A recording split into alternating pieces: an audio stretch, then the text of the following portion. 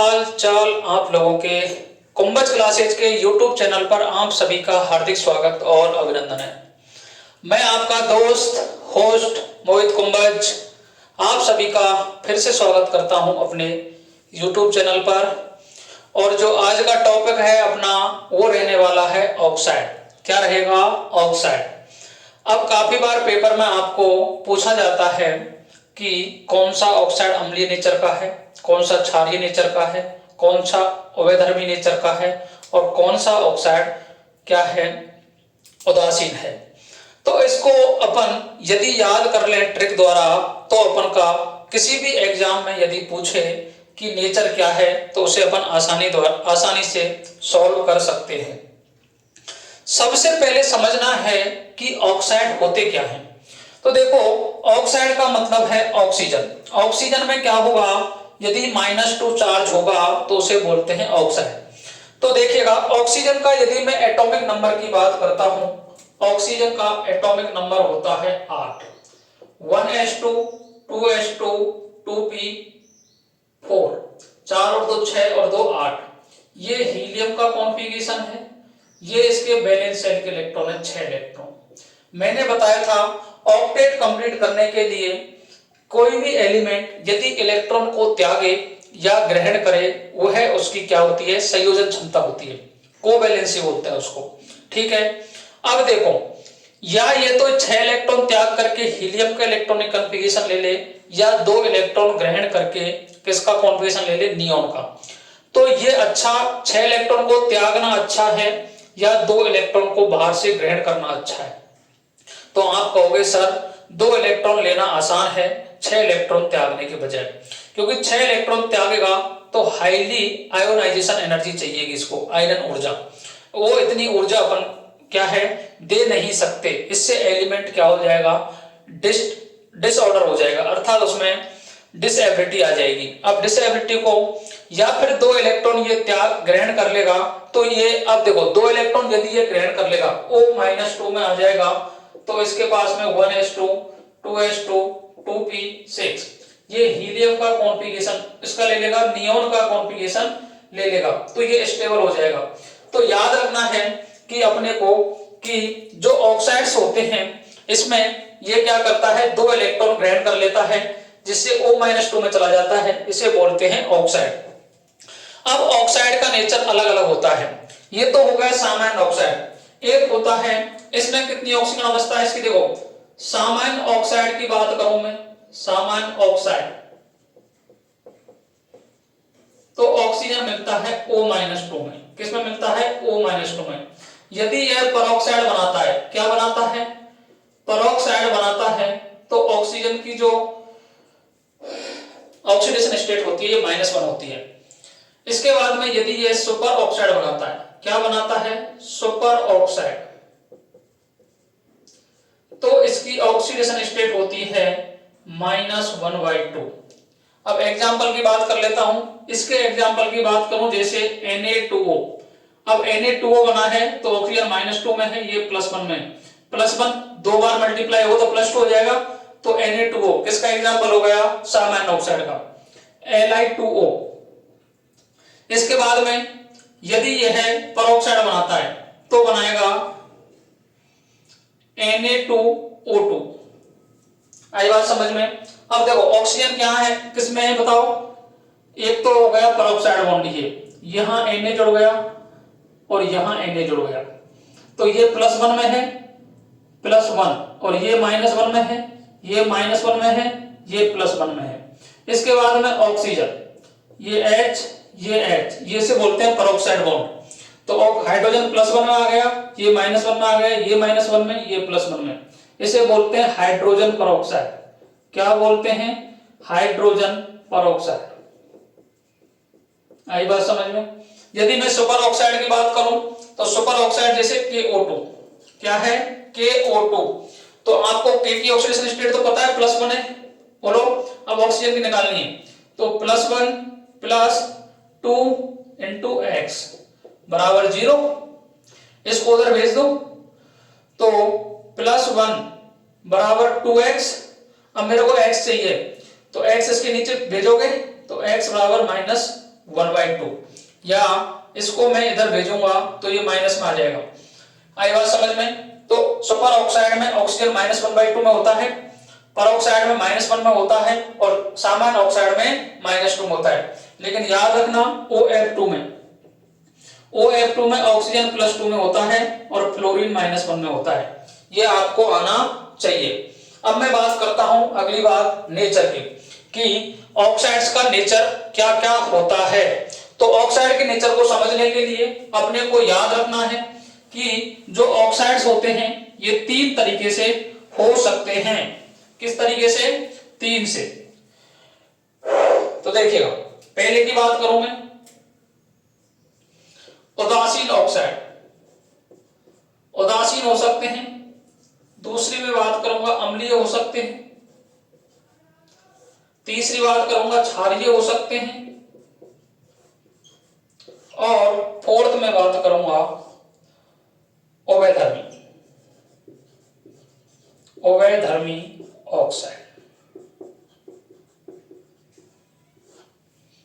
आई बात समझ में? अवैधर्मी, क्षारीय ऑक्साइड, अम्लीय ऑक्साइड और उदासीन ऑक्साइड।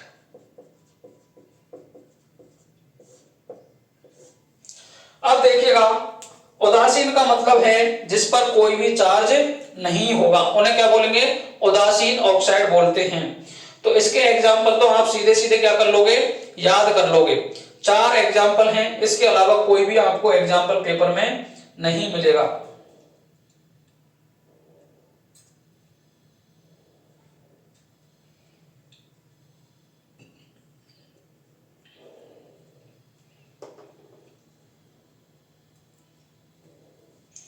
इसके एग्जाम्पल हैं, पहला एग्जाम्पल तो देखिएगा,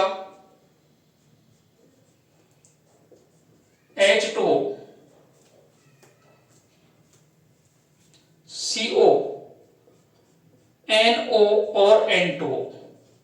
ये 4 एग्जाम्पल हैं, ये उदासीन एग्जाम्पल हैं ETC। इन 4 के अलावा आपको कोई भी उदासीन नहीं मिलेगा। अम्लीय ऑक्साइड में क्या करेंगे बताओ?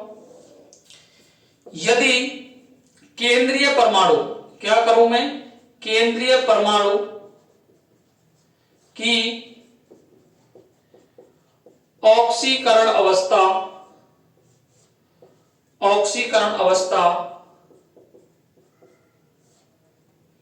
ज्यादा होनी चाहिए +4 से। कितने ज्यादा होने चाहिए? +4 से। इसके बाद में प्लस अधातुओं के ऑक्साइड्स, अधातुओं के ऑक्साइड मतलब P ब्लॉक के साथ में जितने भी ऑक्साइड होंगे वे किस नेचर के होंगे बताओ? अम्लीय नेचर के होंगे। ये बात आपको याद रखनी है। केंद्रीय परमाणु की ऑक्सीकरण अवस्था +4 से ज्यादा होनी चाहिए और अधातुओं के ऑक्साइड होने चाहिए P ब्लॉक के। वो सारे किस नेचर में जाएंगे? अम्लीय ऑक्साइड में। यदि मैं बात करूं क्षारीय ऑक्साइड की, तो क्षारीय ऑक्साइड में आपको याद रखना है, जो धातु है, धातु की ऑक्सीकरण अवस्था, इसे ही बोलते हैं केंद्रीय परमाणु। क्या बोलते हैं जी? केंद्रीय परमाणु की ऑक्सीकरण अवस्था होनी चाहिए +1, +2, +3। ये सारे किस नेचर के होंगे बताओ? क्षारीय ऑक्साइड। अवैधर्मी ऑक्साइड में याद रखना है आपको, जिंक का हो, बेरिलियम का हो, एल्यूमिनियम का हो, गैलियम का हो, टिन का हो, क्रोमियम का हो, वेनेडियम हो, आर्सेनिक हो और पीबी हो। इसके बाद में 35-33, अर्थात ये +3 में हो, ये +5 में हो ये +3 में हो और ये भी आर्सेनिक भी क्या हो, +3 में हो। इन सभी के जितने भी ऑक्साइड्स होंगे वो सारे किस नेचर के होंगे, अवैधर्मी नेचर के होंगे। अब इसकी अपन ट्रिक लिख लेते हैं। तो देखो जो इसकी ट्रिक है वो है जनाबे अली, जनाबे अली गाया सुनाया करे, गाया सुनाया करे वो सब आसमानी आसमानी प्रभु, वो सब आसमानी प्रभु। 35-33 का मतलब है क्रोमियम +3 में होना चाहिए, बेरिलियम +5 में होना चाहिए, एंटीमनी +3 में होना चाहिए और आर्सेनिक किसमें होना चाहिए, +3 में होना चाहिए। देखो इसका नाम है zinc, beryllium, aluminium, gallium, tin, chromium, vanadium, antimony, arsenic और लेड। ये क्या है, इनके नाम हैं। ये ट्रिक आपको याद होनी चाहिए, हमेशा याद होनी चाहिए। इसके बाद में आप ऑक्साइड्स के नेचर में कभी भी नहीं फंसोगे, ये मेरी गारंटी है। अब कर लेते हैं एग्जांपल, क्योंकि एग्जांपल ही आपको आने चाहिए। तो देखिएगा सबसे पहले एग्जांपल दे रखा है H2O। तो बताओ H2O उदासीन है, अम्लीय है, क्षारीय है, अवैधर्मी।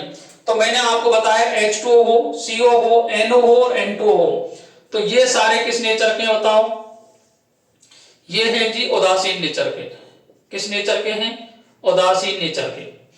इसके बाद में बात करोगे आप Cl2O। तो ऑक्सीजन तो -2 में है और ये +1 में है क्लोरीन। तो +1 में है तो +1 वाला कहां आना चाहिए बताओ, क्षारीय ऑक्साइड होना चाहिए क्या, बिल्कुल होना चाहिए। लेकिन जो Cl है ये कौन है, P ब्लॉक का एलिमेंट है, तो इसलिए ये किस नेचर का हो गया, अम्लीय नेचर का हो गया। B2O5 तो ये -2 में है तो ये +5 में आ गया, क्योंकि 5 दूनी 10, 10/2 +5 में। तो वेनेडियम +5 में आना चाहिए। तो +5 से ज्यादा होना चाहिए तो अम्लीय होना चाहिए। ये बोलो केंद्रीय परमाणु की +4 से ज्यादा होगी तो अम्लीय होना चाहिए। लेकिन B2O5 B किसमें है, +5 में, ये रहा अवैधर्मी। तो ये किस नेचर का हो गया बताओ, अवैधर्मी नेचर का, अवैधर्मी नेचर का। इसके बाद में B2O3 तो ये -2 तो 6, ये +3। आई बात समझ में, 3 दूनी 6, 6/2 3 +3 में है। तो वेनेडियम +5 वाला तो किस में जाएगा बताओ, अवैधर्मी में। लेकिन +3 वाला किस में आ जाएगा, क्षारीय में। ये किस नेचर का है बोलो, क्षारीय नेचर का। जिंक +2 में है, ये -2 में। लेकिन मैंने बताया जिंक के जितने भी ऑक्साइड हैं वो किस नेचर के हैं, अवैधर्मी नेचर के हैं। Na2O ये +1 में है, ये -2 में, ये क्षारीय नेचर का हो गया। BeO +2 -2 क्षारीय होना चाहिए था, लेकिन बेरिलियम कहां है बताओ, बेरिलियम कहां है बताओ, अवैधर्मी में। तो ये किस नेचर का हो गया, अवैधर्मी नेचर का। K2O ये क्षारीय नेचर का है, -2 +1। Cl2O7 -2 14/2 तो +7 में गया क्लोरीन और +7 में गया। लेकिन किस नेचर का है, ये पदार्थों के ऑक्साइड है, किस नेचर का हो गया, अम्लीय नेचर का। Sb3 तो ये -2 6 में +3 में आ गया। ये एंटीमनी किस नेचर का है बताओ, एंटीमनी कहां मिलता है, Sb एरा +3 में, किस नेचर का है बोलो, अवैधर्मी नेचर का, अवैधर्मी। -2 6 ये +3 में। आर्सेनिक किस में, +3 में, ये भी अवैधर्मी नेचर का। MnO2 तो ये देखो +4 में और ये -2 में, तो 2 दूनी 4 +4 में। तो याद रख लेना +4 वाले OS वाले भी अवैधर्मी नेचर के ही होते हैं। तो ये भी किस नेचर का हो गया, उभयधर्मी। इसके बाद में MnO, ये +2 में, ये -2 में, ये क्षारीय नेचर का हो गया।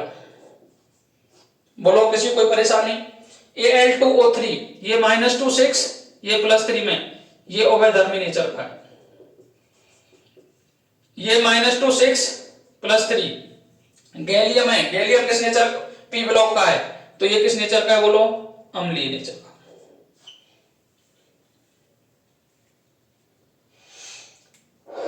लेकिन गैलियम कहां है बताओ? गैलियम ये रहा। तो गैलियम किस नेचर का है? उभयधर्मी नेचर का। किस नेचर का है? उभयधर्मी नेचर का। PbO, ये -2, ये +2, Pb कहां है? Pb ये रहा उभयधर्मी, तो ये उभयधर्मी का होगा। NO2 +4 -2, तो +4 वाला कहां जाएगा बताओ? अम्लीय में। आई बात समझ में? N2O5 -2, तो 10/2 +5, लेकिन नाइट्रोजन है ना, तो ये अम्लीय नेचर का है।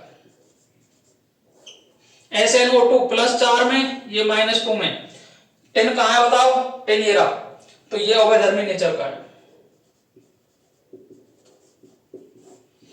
ETC। इस तरीके से आप सारे ऑक्साइड्स का नेचर आसानी पूर्वक समझ सकते हो ट्रिक के द्वारा। तो याद रख लेना, पेपर में इस ट्रिक से बाहर एक भी ऑक्साइड कभी भी नहीं जाता है, ना गया है आज तक।